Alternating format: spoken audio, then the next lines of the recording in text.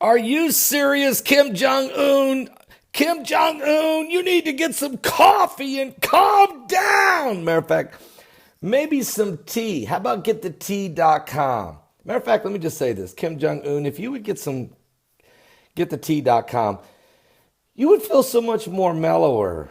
Wouldn't be so as full. And you look like you're very toxic. And I think one way to flush all that out would be if you drank like a gallon and a half of getthetea.com. Guys, seriously, I want to thank them for sponsoring this video today. Getthetea.com. They got great tea and other great supplements for your health. And just check it out, okay?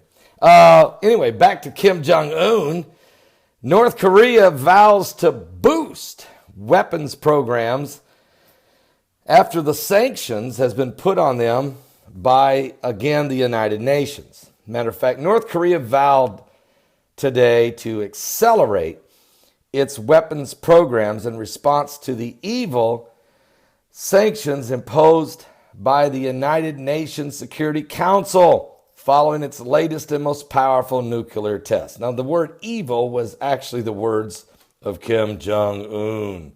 Now, the respected 38 North website in the United States raised its estimate for the yield from the explosion, which North Korea says was a hydrogen bomb size small enough to fit into a missile around 250 kilotons, more than 16 times the size of the device that we devastated Hiroshima with in Japan back in 1945. So the detonation that Kim Jong-un's sixth nuclear blast has prompted global condemnation and came after it carried out two intercontinental ballistic missile launches in July that appeared to bring much of the U.S. into range. The United Nations Security Council unanimously imposed an eighth set of sanctions on North Korea on Monday, banning it from trading in textiles and restricting its oil imports, which U.S. President Donald Trump said was a prelude to stronger measures. The resolution passed after Washington toned down its original proposals to secure backing from China and Russia. And it came just 1 month after the council banned exports of coal, lead, and seafood in response to the intercontinental ballistic missile launch. North Korea's foreign ministry condemned these new measures, these new sanctions, in the strongest terms, calling them a full-scale economic blockade driven by the United States and aimed at suffocating North Korea and its people. He says, quote, "It was another illegal and evil resolution on sanctions by the United States," and said that its statement carried by official Korean Central News Agency. But folks, it wasn't just the United Nations that put this sanctions, the United States. It wasn't just the United States that put the sanctions on North Korea. It was the United Nations. But again, the sanctions were watered down. They weren't very strong. Tons of loopholes for North Korea to still do trade with the Chinese and the Russians and others. So, you know what I'm saying? So Kim Jong-un gets another little slap on the wrist. He doesn't care. Everybody's saber rattles, and he'll continue to increase and move forward with his nuclear program. And it's not going to end there. And it's probably not going to end pretty. Now, meanwhile, we know that President Donald Trump has not stopped his options. He is strengthening his military positions.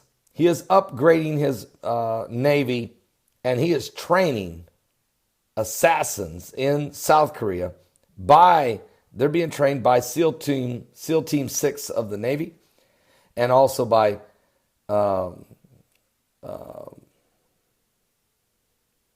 Delta Force, also by Special Ops from the Marines, and others.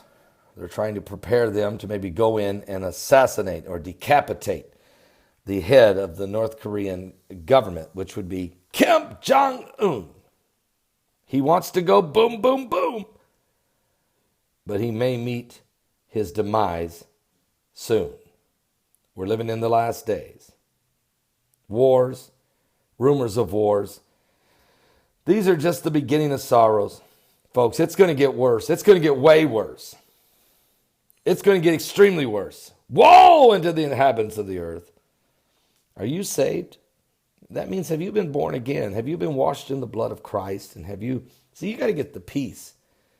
Jesus said, the peace I'll give you is a peace that passes all understanding. In the world, he said, you'll have trouble, but in me, you'll have peace. And again, I want to remind everyone of the prophetic words I received from the Lord last year. The Lord told me that the year 2017 would be a year of great chaos for the world, but a year of great blessings for the body of Christ. Well, we have seen the chaos, wars, the rumors of wars, the missiles, the intercontinental ballistic missiles, the nuclear bomb testing. We've seen the tragedies of natural disasters on a biblical scale. We know that there's more to come. The year's not even over. But are you saved? We've also seen the greatest revival. Our ministry has seen more people saved this year than ever in our 33 years of leading people to Christ through the gospel of Jesus Christ. And I've baptized right now, so far as the taping of this video, 252 people this year. I've personally baptized, and the year's not over. It's only September. I mean, it has been, without question, a tremendous year for the harvest. But we're winding down. This thing's coming to an end. And I want to make this very plain to you. You do not, trust me when I tell you this, you do not want to be left behind to face the wrath of God.